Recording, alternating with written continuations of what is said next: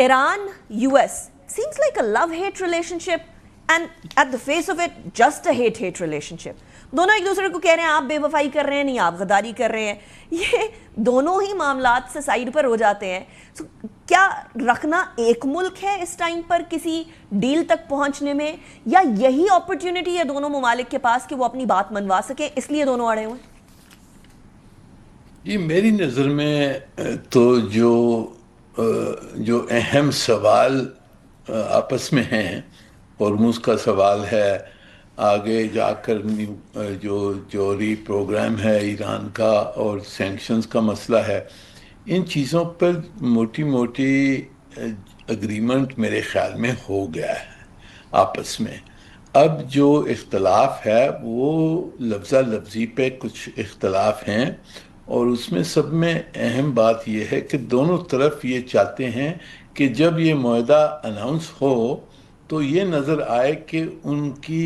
جو بات ہے وہ مانی گئی اور دوسری طرف کو شکست آ گئی. تو یعنی کہ اپنی اپنی ڈومیسٹک آڈینسز کے لیے ان کے لیے ضروری ہے کہ وہ نیریٹو جو نکلے گا وہ ان کی حق میں ہو.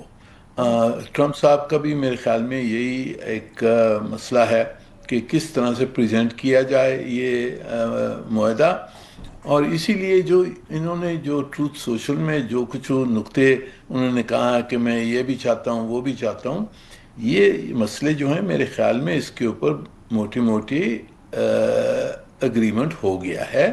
اور اب وہ یہی بتانا چاہتے ہیں کہ میری بات مانی گئی ہے.